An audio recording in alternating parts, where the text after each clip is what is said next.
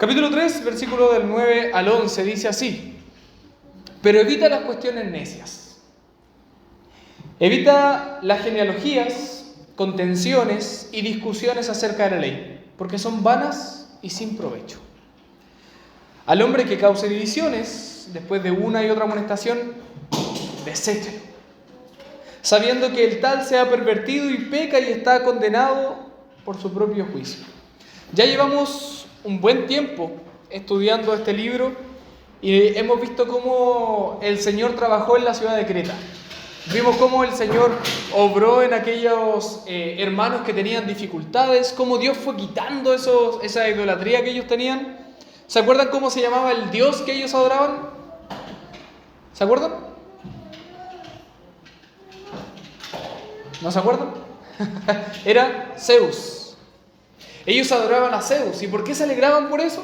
Porque ellos decían: oye, pero es que Zeus nació en la isla de Creta.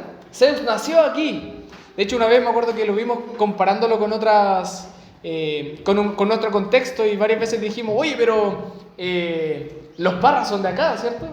No los hermanos los hijos de mi hermana Martina. Me refiero a los otros Parras, ¿cierto? Los Parras son de acá y mucha gente se le infla el pecho. Dicen: O'Higgins es de acá, y se le infla el pecho, ¿cierto?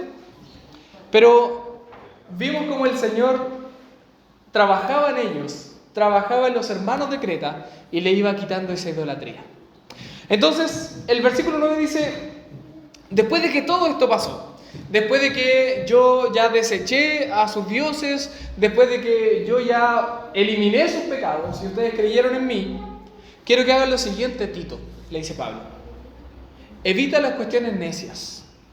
Dicho de otra manera, evita las cuestiones tontas, las cuestiones sin sentido, las cuestiones que no tienen por dónde encajar en la iglesia. Evita las cuestiones necias.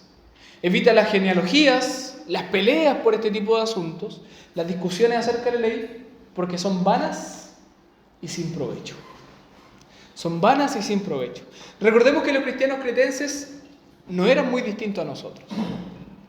Ellos tenían las mismas dificultades que nosotros, de hecho yo diría que más. Si a nosotros nos complica algún asunto, para ellos era mucho más complicado.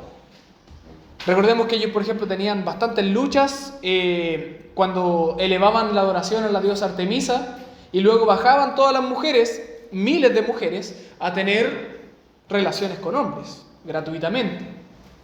Entonces para ellos eso era adoración a su Dios, adoración a su diosa.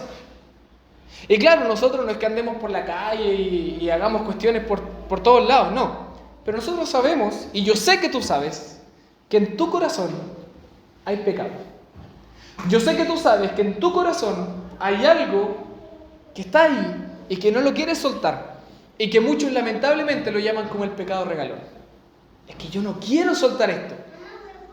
Yo no quiero soltar esto porque cuando lo intenté no pude. Listo. Entonces no somos muy distintos a los cristianos de Creta.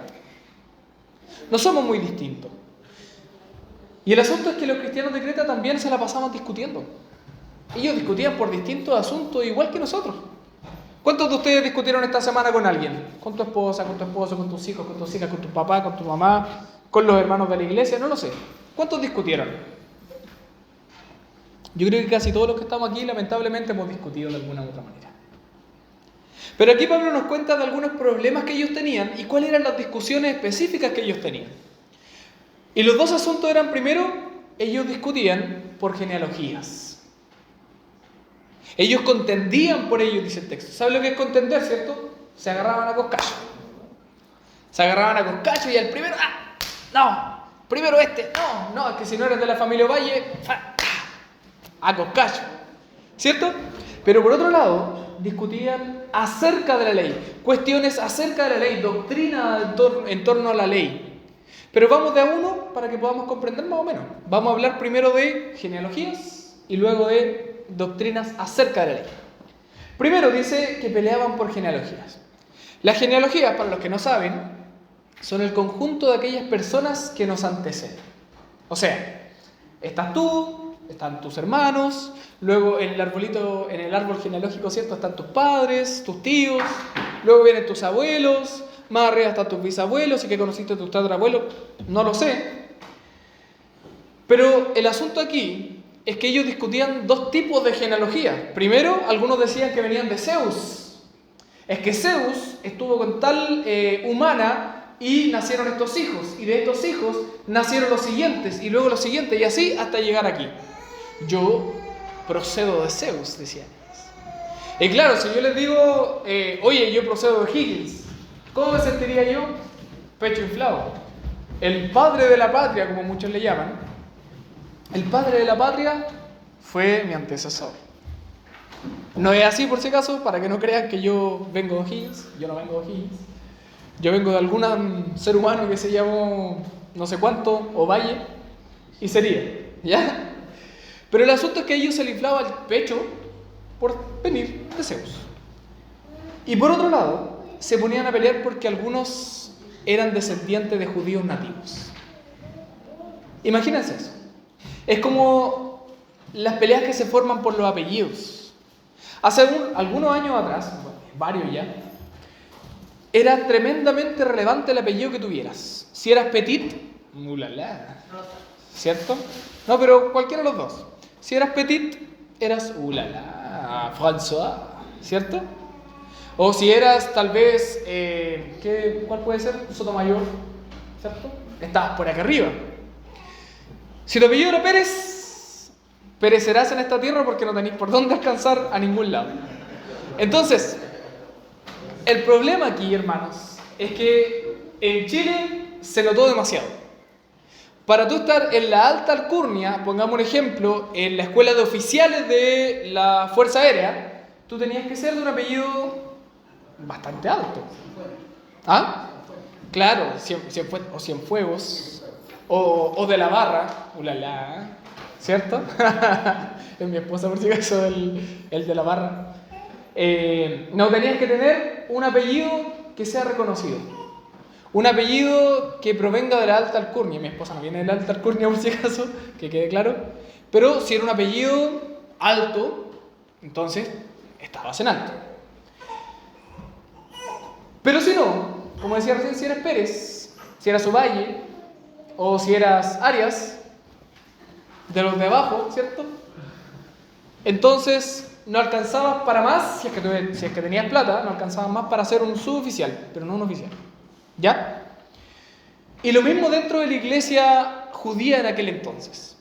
Para ser parte del consejo, para ser parte del liderazgo de la iglesia cristiana, tenías que ser de tal o de cual linaje. Por ejemplo, si eras de apellido, tal vez, no sé, un apellido judío, un apellido Wolowitz, para los que ven The Big Bang Theory, ¿cierto? Si eres de apellido Wolowitz, entonces podías ser presbítero, podías ser diácono, ¿cierto? Si eras Vilches, podías ser de tal o cual apellido. Lo digo porque mi hermano aquí, su hermano es pastor, su papá también, ¿cierto? Ya. Entonces, pongamos el caso del hermano, sin ofender al hermano. Pero si eras, por ejemplo, Vilches, estaba su papá, estaba su hijo, y sus hijos también podían ser pastores. Los demás, ¿de dónde vienes tú? Ya, no es el caso del hermano, por supuesto, que quede claro. Lamentablemente, esto pasó en aquel entonces, y esto pasa también en nuestros días. Eso pasó en la antigüedad, con los apellidos tanto, con los apellidos bacanes, como dicen aquí en Chile, con los apellidos geniales, pero también pasa en nuestros días. Y a veces nos dejamos llevar por los apellidos. A veces nos dejamos llevar, es que si eres de buen apellido, entonces yo voy a confiar en ti. Si eres de un apellido, no sé, difícil de pronunciar, entonces, wow, oye, vayamos a almorzar a mi casa. Pero si eres de un apellido fácil, ahí nomás, ¿cierto? Como la hermana Rosas, ahora sí. Como la hermana Rosas, no, que es en su casa. Pero hermanos, si hemos de escoger personas para liderar la iglesia, no debemos buscar el que mejor nos caiga. No tenemos que buscar el de mejor apellido, no tenemos que buscar aquel que tenga mucho dinero o aquel que entrega mucho a la iglesia, porque también pasa eso, ¿cierto? El requisito que Pablo le estaba pidiendo a Tito era, mira, yo no quiero que tú te guíes por genealogías, no te guíes por lo que ellos tienen, no te guíes por el apellido que ellos tienen. Guíate por lo que la palabra de Dios exige. ¿Es así? Sí. ¿Es asá? Sí. ¿Tiene esto? Claramente. ¿Y gobierna bien su casa? Sí. ¿Y hace esto? Sí. Entonces mira, tiene los requisitos. Ve y confirma si tiene el llamado. Si lo tiene, entonces, dale, prosigue. Pero si no, hermano, ten mucho cuidado. Ten mucho cuidado, porque como dice Pablo, esto es necio. ¿Sabe lo que es necio? Algo tonto, algo absurdo, algo sin sentido. Y lo segundo es que no solamente discutían por genealogías, por cuál era tu apellido, de dónde venías y todo lo demás, sino también hablaban cuestiones acerca de la ley. Hablaban de cosas doctrinales de hombres. El asunto es que buscaban formas de hacer calzar las ideas que ellos tenían en la cabeza con la Biblia. Ellos decían, a ver, mi doctrina es esta. ¿Lo prohíbe la Biblia? No lo prohíbe. Maravilloso. Pues démosle nomás, pongámosle en marcha. El asunto es que ellos decían, si no lo prohíbe la Biblia, entonces lo podemos hacer. Si no lo prohíbe la ley, entonces lo podemos hacer. Un caso llamativo es el asunto del sábado. Ustedes, como bien saben, los judíos no celebran el domingo, ¿cierto? Ellos celebran el día sábado porque para ellos el séptimo día o el día del Señor es el día sábado. Ellos apelaban a que como el sábado es el séptimo día, no podían caminar más de cierta distancia. Ustedes sabían eso, ¿cierto? Ellos decían, el día sábado yo no puedo caminar más de no sé cuántos estadios, pongámosle 4 kilómetros. Más allá de eso, no puedo caminar, porque es día del Señor, decían. Y se dieron cuenta de que la Biblia no prohíbe dejar algunas prendas en tal lugar para decir, esta es parte de mi territorio y por lo tanto yo puedo avanzar hacia allá. Entonces, ¿qué hacían ellos? Ellos dejaban una prenda cada 1 kilómetro. Mi bufanda, 1 kilómetro. Mi chaqueta, 1 kilómetro más allá. Esto y así, y se iba generando el camino. Entonces, cuando llegaba el día sábado, para romper el día sábado, ya, aun cuando la Biblia no lo exigía, para romper el día sábado lo que hacían era, no es que voy por mi prenda, no es que voy por mi prenda. Y avanzaban, y avanzaban, y avanzaban, y llegaban al otro lado. ¿Qué estaban haciendo? Estaban rompiendo la ley, pues. Rompían la ley, aun cuando su conciencia estaba sometida a la interpretación de la ley, pero no de la ley. O sea, discutían de asuntos acerca de la ley, pero no de la ley. Dicho de otra manera, discutían asuntos acerca de la Biblia, pero no de la Biblia. Lo mismo que sucede hoy día. A veces buscamos cosas que no prohíbe la Biblia. Oye, pero ¿por qué no tienen esto? Es que la Biblia no lo prohíbe. Oye, pero ¿yo puedo hacer esto? La Biblia no lo prohíbe. Un claro ejemplo. ¿Puedo fumar marihuana? La Biblia no lo prohíbe. Y la gente, y hay muchos cristianos, que lo hacen. ¿Por qué? Porque la Biblia no lo prohíbe. El asunto es que la Biblia sí lo prohíbe. No te dice marihuana propiamente tal, pero te dice que tú no puedes perderte o perder tu conciencia fuera de la palabra del Señor. Tu conciencia debe estar sometida a ella y hacer lo que Dios manda, no es lo que Dios omite o lo que Dios niega. ¿Se entiende? Entonces, buscamos esto. Tratamos de hacer cosas que la Biblia no prohíbe y créanme, que por ese asunto ustedes van a ser juzgados delante del Señor. Las veces que tú tratas de hacer cosas que la Biblia no prohíbe, Dios te lo juzgará. Dios te lo juzgará. Porque lo que Dios está buscando es que tú le des gloria a Él por lo que Él manda, no por lo que Él no prohíbe. Nada se debe imponer en la prioridad de cada uno de nosotros, hermanos, que en la predicación del Evangelio, en tu familia, en tu vida y en lo social. Eso es lo que Dios está buscando en ti, que tú prediques el Evangelio, predícate el Evangelio todos los días. Solo así vas a poder vivir en paz. A veces nos vendrán muchas preguntas y son válidas. A veces nos vamos a preguntar tal vez, ¿puedo usar el pelo largo? ¿Se han preguntado eso? No sé, ¿cómo tengo que ir vestido a la iglesia? Tal vez puedo comer cerdo. Son preguntas válidas, hermanos. Podemos tratarlas, podemos conversarlas, podemos hablar acerca de estos asuntos. Pero la Biblia nos dice que si ya te respondió la Escritura, ¿por qué sigues buscando? ¿Por qué tratas de buscarle una tercera patita? A veces tratamos de agregarle a la Biblia sin darnos cuenta. Pero, ¿qué pasa con aquellos que se mantienen discutiendo a pesar de la respuesta bíblica. Porque algunos tienen respuesta bíblica, ¿cierto? Oye, pero hermano, ¿sabes que tengo esta pregunta? Mira, esto dice la Biblia. Ah, ya, pero no me convence. Claro, hay asuntos que claramente no quedan claros y se puede conversar más. Pero algunos solamente por querer meter su idea no me convence. Y no me convence. ¿Qué pasa con esos hermanos? Dice la Biblia que tú, cuando tengas preguntas y a lo mejor te formes una doctrina y comiences a comentarla con los demás hermanos y generes división, dice el versículo 10, al hombre que causa división, después de una y otra amonestación, miren lo que dice al final del texto: deséchalo. Deséchalo. La doctrina de Dios jamás causará división. Jamás. La doctrina del Señor siempre nos unirá. ¿Amén? ¿Están de acuerdo conmigo, no? ¿Sí? La palabra que usa para división es mejor traducida como hereje. ¿Habían escuchado esa palabra, no? La palabra es hereticus. Una persona que con su doctrina divide a la iglesia de Dios. En otras palabras, aquel que enseña doctrina buscará mantener la paz, buscará mantener la unidad de la iglesia. Aun cuando hay doctrinas que sí nos van a dividir, ¿cierto? La doctrina cristiana versus la doctrina mundana. ¿Dónde estás tú? ¿Estás aprendiendo la doctrina cristiana?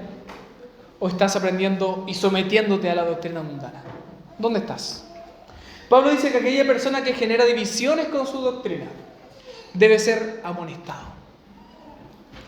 Debe ser amonestado. Quizás sea solo un error. Quizás la doctrina que estás enseñando, quizás la pregunta que tienes en tu cabeza sea solamente un error. Tal vez una mala enseñanza que te dieron en algún otro lugar. Pero lo primero que debes hacer cuando alguien hable acerca de doctrinas que no son bíblicas es amonestarlo y llevar al arrepentimiento a tu hermano. Amonestarlo y llevarlo al arrepentimiento. Eso es amonestación. La amonestación no es un reto así como, ¿sabéis que Ariel le estáis haciendo esto? No, está su hermano, fuera de aquí. Y nos vemos domingo. No, la amonestación no es eso. La amonestación es, ¿sabes qué, Ariel? Estás mal en esto y en esto. Hermano, delante del Señor eso está mal. Te invito a que te arrepientas delante de Él. Y si dañaste a alguien, arrepiéntete delante de ese alguien. Eso es la verdadera amonestación. Cuando tú traes a aquel que se ha equivocado al arrepentimiento del Señor. La Biblia dice, hazlo una y otra vez acerca del mismo asunto. Y si no se arrepiente, ¿qué dice al final del texto? Deséchalo. Y esta es una cita casi explícita de Mateo 18. ¿Se acuerdan de Mateo 18, cierto? Cuando habla acerca de la disciplina de la iglesia. Dice en Mateo 18, versículo 15 al 17. Por tanto, si tu hermano peca contra ti, ¿qué dice? Estando él y tú solos, repréndelo. No dice trae un tercero, no dice invita a tu papá, a tu mamá, a tu abuelita, a tus amigos. No dice anda al pastor, no. Dice, si Diego hizo algo contra la hermana Eira, vaya donde Diego y a solas, ¿sabes qué, hermano? Dijiste esto. No, nada de agarrarse firme, ¿eh? Luego dice el versículo 16, pero si no te oyere, si Diego no te oye, toma aún contigo recién ahora a 1 o 2 testigos, para que en boca de 2 o 3 conste la palabra. Y si aún así Diego no quiere escuchar, si no lo oyere, dilo a la iglesia. Y ahora miren esto. Si no te oyere la iglesia, tenle por gentil y publicano. O sea, tenle por pecador. Miren cómo enseña Jesús. Él dice que a todo aquel que peca contra ti, llévalo al arrepentimiento. Invítalo al arrepentimiento. A lo mejor se equivocó, a lo mejor tuvo un mal día, a lo mejor fue una persona que, no sé, está pasando por un proceso difícil, tiene una depresión. A veces muchas personas que tienen un mal día y te echan la máquina encima. Pero cuando te acercas a la persona, ¿qué pasa? Ya sabes que tuve un mal día. Perdón, no quería ofenderte. Listo. Eso era todo. Eso era todo. El texto no dice, mira, anda el pastor y soluciónalo con él, para que el pastor lo solucione por ti. No dice eso. Dice que primero debes ir a hablar con el hermano por cuanto él ha pecado. Y si no acepta el error, recién ahí, entonces lleva 2 o 3 testigos. Y que por cierto, hermanos, y aquí quiero darle un dato extra. Cuando la Biblia dice, porque donde hay 2 o 3 reunidos en mi nombre, no está hablando de la comunidad. No está hablando de que allí estoy yo en medio de ellos en el sentido de alabar al Señor. Está hablando de disciplina. Donde hay 2 o 3, hay disciplina. ¿Ya? A eso se refiere el texto. Así que ustedes cuando digan, no, pues si es que donde hay 2 o 3 congregados en mi nombre, entonces podemos alabar al Señor. Como enorgulleciéndose de que habemos 2 o 3. Pero hermano, si usted está solo, también alaba al Señor. También está Dios en medio de ti. Así que usted no lo ocupe. El asunto aquí es que debemos tener cuidado con los cismáticos. ¿Sabe lo que es cismático? Cismáticos son aquellas personas que causan división. Un divisionista. O que aparentemente solo comentan cosas para iluminarte. No, pero mira, Eira, yo te quiero iluminar acerca de Pancho. Pancho es así, Pancho es asá. No, la Biblia nos dice, yo te puedo iluminar acerca de él. Lamentablemente nosotros muchas veces, por pelar, generamos división en la iglesia. A veces lamentablemente por hablar mal de otro, por querer iluminar, dañamos a otro. Y yo les digo porque yo lo hice. Yo lo he hecho. Lamentablemente como pecador, como hombre terrenal, como hombre terrestre, yo he hablado mal de otras personas. ¿Cuál ha sido mi excusa? No, pero es que, mira, es que quería saber cómo está nomás. Pasó esto, esto y esto, y quería saber cómo está, a ver si tú sabías. Carlos, no quería ir más allá, pero mira lo que pasa esto. Hermano, muchas veces dañamos a la gente. Y esa no tiene que ser nuestra intención. Tenemos que aprender a frenar nuestra lengua. Porque cuando ya pasemos al libro de Santiago, ¿cierto? Que se viene después de esta serie, la Biblia dice que la lengua, ¿qué hace? Enciende un fuego y es capaz de quemar todo un bosque. ¿Ya? Pero nosotros con nuestras palabras podemos ser de mucha ayuda o podemos ser de mucha destrucción. ¿De qué tipo de persona estás siendo tú? Pregúntate a ti, ¿qué tipo de persona estás siendo tú? ¿Estás siendo una persona que con tu lengua edifica un edificio? ¿O estás siendo un tipo de persona que con tu lengua destruye un edificio? ¿Estás siendo de aquellos que aceptan la amonestación? ¿O estás siendo de aquellos que deben ser, como dice el texto, desechados? Porque si eres de los segundos, si eres de los que están siendo de los desechados, el versículo 11 es para ti. Espero que no sea para ti. Dice, sabiendo que el tal se ha pervertido. El tal se ha pervertido y peca y está condenado por su propio juicio. Para el terremoto, ¿quiénes estuvieron aquí para el terremoto? Casi todos, ¿o no? Mis hermanos venezolanos llegaron después del terremoto, ¿cierto? ¿Sí? ¿Después? ¿En qué año llegaron ustedes, Eduardo? Hace poquito. Ya, el terremoto fue terrible. El temblor del otro día fue como un relajo para uno. Era como mecerse para dormir. Una cosa así. Pero para el terremoto, en la ciudad de Concepción, como ustedes bien saben, yo vengo de allá, la ciudad más hermosa de Chile, ¿cierto?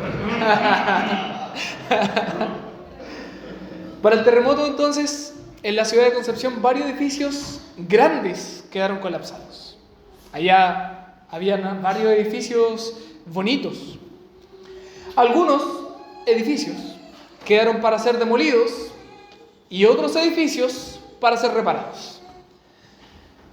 Y hay 2 edificios que llaman mucho la atención a los que les gusta la arquitectura, tal vez, a los de la construcción ahí, ya sea construcción o constructor como el que está atrás tuyo, Edward.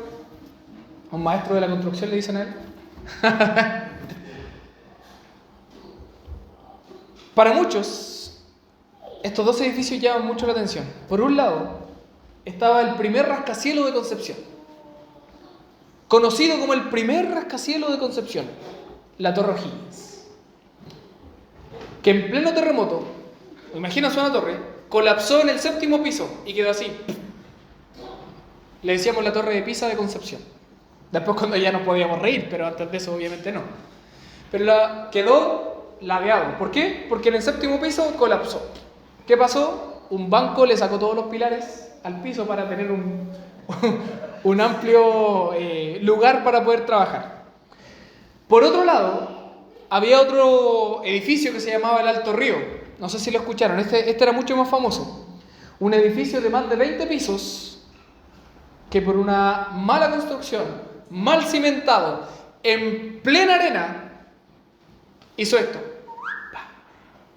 Se cayó por completo. Muchas personas murieron. Muchas personas murieron. ¿Cómo? Exactamente. Hizo una mala construcción. Imagínense que, solamente por darle un dato, el líder que está al lado, el líder de Concepción, que debe, no sé cuántos metros tendrá, unos 30 metros de alto, más o menos, su construcción de la base es casi 3 veces más alta de la construcción visible, solamente para llegar a la roca.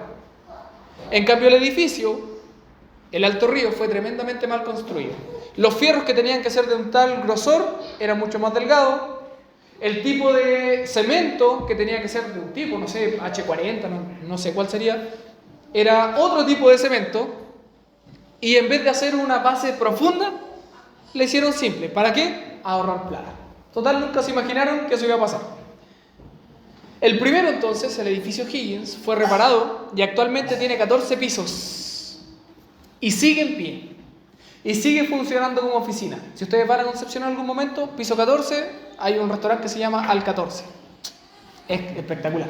No me pagan por publicidad, ¿ya? Mientras que el segundo edificio, solo queda una pequeña placa en un trozo del edificio que estaba ahí, donde aparece cuántas personas fallecieron, en qué año fue y un poco de la historia. Miren, fíjense en eso. Uno fue reparado y funciona. El otro fue completamente demolido. La palabra que usa Pablo aquí es pervertido, y ahora yo lo voy a tratar de unir con lo que estoy diciendo. La palabra que usa es pervertido, aquel que se pervierte. Se usa en el sentido del segundo edificio. Esa persona que no tiene cimientos. Así que con el tiempo se dieron cuenta que era un edificio irreparable. La persona que no tiene cimientos, la persona que es pervertida en sí misma, no tiene cimientos y en algún momento va a caer. Para que el edificio del Alto Río se cayera no dependió de nadie. Simplemente dependió del movimiento telúrico. La persona que no tiene cimientos, no depende de ustedes destruirla. Cuando venga el movimiento telúrico, ellos van a caer. Lamentablemente, aquel que se pervierte no solamente se daña a sí mismo, sino que además mata a muchas personas, destruye a muchas personas, daña a demasiadas personas. Ellos en muchas ocasiones son los causantes de las divisiones en la iglesia. Si analizamos nuestra historia, actualmente somos más de 14 iglesias presbiterianas en Chile. Y casi todas de ellas, no todas, pero casi todas de ellas fueron divididas por lobos vestidos de oveja y que dañaron al cuerpo de Cristo. Dividieron al cuerpo de Cristo. Nosotros oramos para que Dios una a su iglesia y así seamos uno solo. Seamos un solo edificio, no muchos, sino que un solo edificio. Y yo tengo fe que eso va a suceder en algún momento. Así que de las 14 iglesias presbiterianas, de las miles de iglesias pentecostales, todas las iglesias vamos a ser una. No vamos a ser ni presbiterianas, ni pentecostales, ni bautistas. Vamos a ser una, la iglesia cristiana. Mientras tanto, hermanos, aquellos que pervierten la paz, que pervierten la unidad de la iglesia, dice la misma Biblia, ellos pecan y ya están condenados. Pablo le dijo, deséchalo. ¿En qué sentido deséchalo? Déjalo de lado. No lo pesques más. Si él necesita ayuda, ayúdalo. Pero deséchalo, no lo utilices más para la obra. Él solo se pervierte y se condena a sí mismo. Por eso nuestra confianza no está en destruir a los falsos maestros. Nuestra confianza no está en destruir a los falsos líderes. Y yéndonos más arriba, nuestra confianza no está en destruir al presidente que está actualmente, al que venga después o al de después.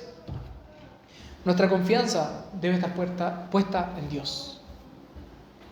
Porque cuando vengan pruebas a esta iglesia, que vendrán, cuando vengan problemas a esta iglesia, que vendrán, cuando incluso existe una falsa piedad en muchos de nosotros, y que habrá, no duden en confiar en Dios.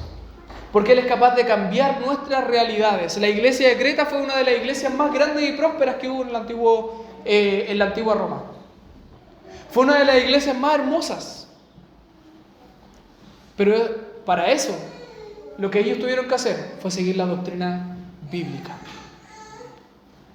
Ellos se tuvieron que someter y confiar en Dios. Cuando vayamos a las votaciones de Chile, cuando tengamos que votar por algún presbítero en esta iglesia, cuando tengamos que votar por los diáconos de esta iglesia, no se alegre o se entristezca por quien salga.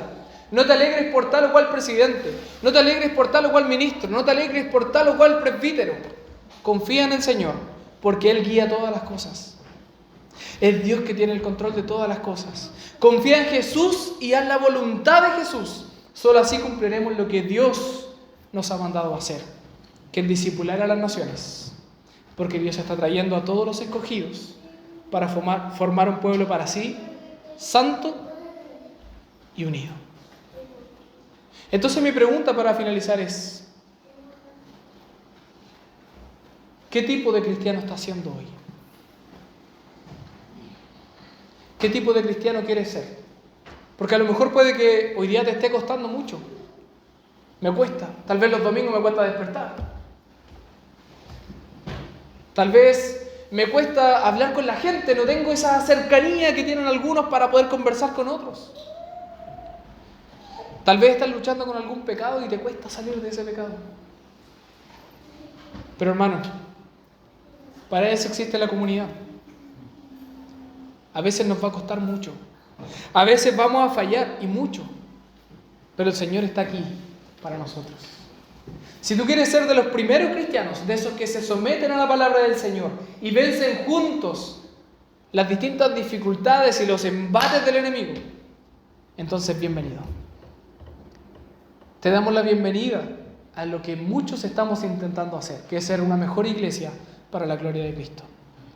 Si es de los segundos, hermanos, la Biblia dice: deséchalo. No te vamos a echar de aquí de la iglesia, tranquilo. No vamos a decir, este es. No. Pero si en algún momento te arrepientes de tus pecados, eres bien recibido. Amén. Le invitamos entonces a vivir una fe en Cristo Jesús para la gloria de Cristo. Les invito a orar, hermanos.